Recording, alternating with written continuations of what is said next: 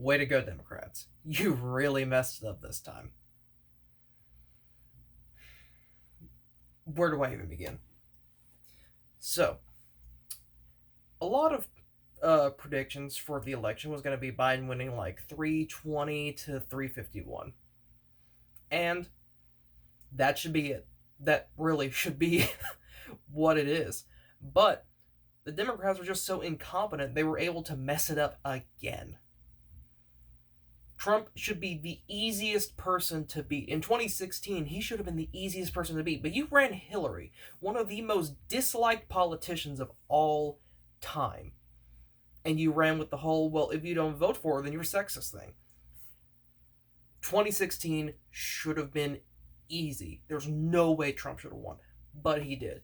And now we've had him as president. You would think, after his long list of everything this man has done in office, all the shitty things he's done, all the times he's failed, all the time he's just been absolutely fucking batshit crazy, you would think this would be an easy victory. But no. No, unfortunately it's not. It looks like it's literally going to be like 270, 276. Biden's just gonna barely win. And I'm going to be honest. If it wasn't for Jo Jorgensen, this race would look a lot different. If it wasn't for her taking so many of Trump's votes in places like Michigan, Nevada, Georgia, Trump would be winning. It would be close, but he would be winning. So, where did all this go wrong? Well, first off, let's just say if COVID hadn't have happened, Trump probably would have won again. It's fairly safe to say that he would have won, and he would have won quite a lot. Actually, he would have won bigly, as he would say.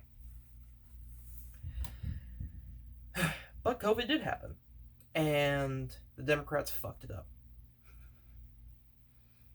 because Trump fucked up a lot. Every single step of the way, he was making wrong moves, and to be fair, Biden, Bernie, Kamala, they all did go after him for it. They did. Because he deserves it. But could you imagine what would happen if Joe Biden said he was for Medicare for all?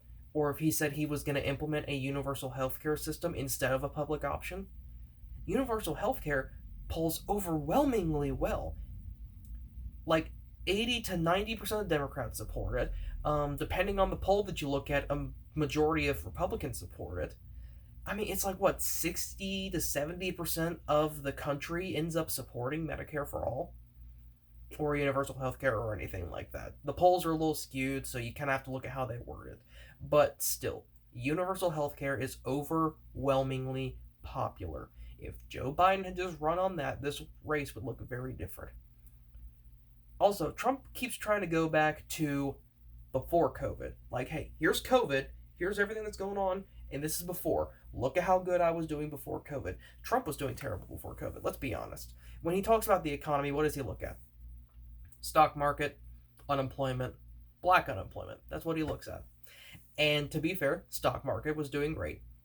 Unemployment was very low, and the black unemployment was very low as well.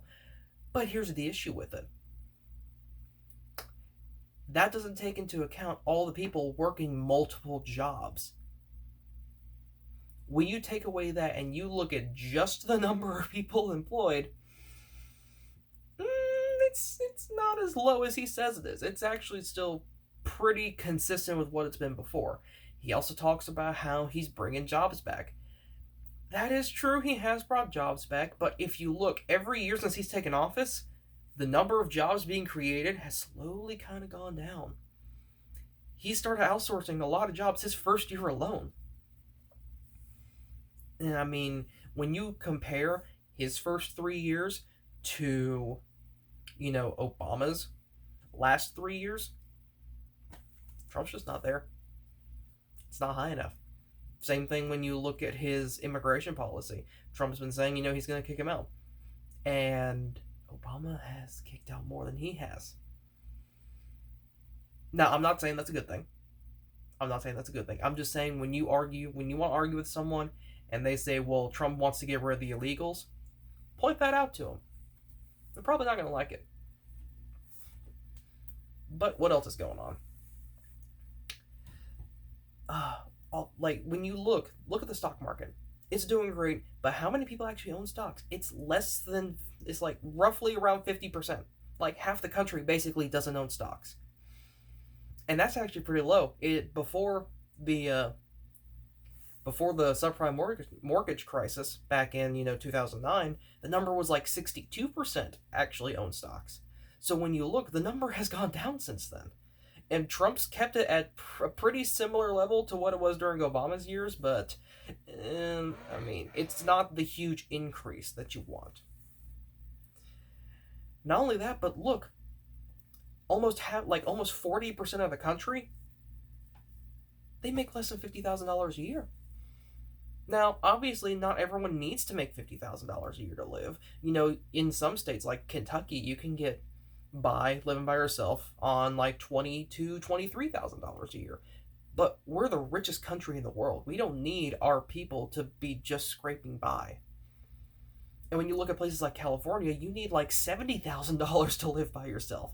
It's insane how much the cost of living is in some parts of the world and in some parts of the United States, and 40% of the country makes less than 50 grand a year.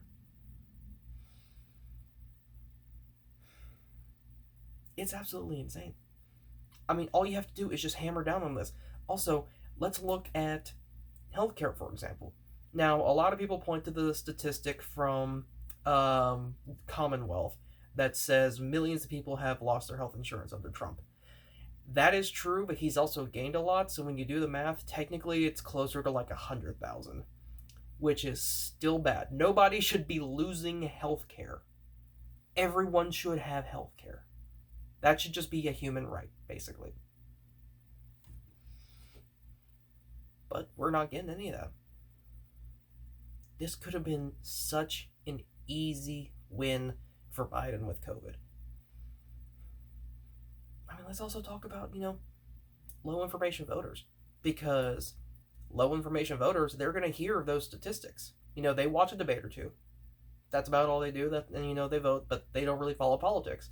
So when you sit here and you tell them all these things that have happened, you're like, hey, look, Trump said this.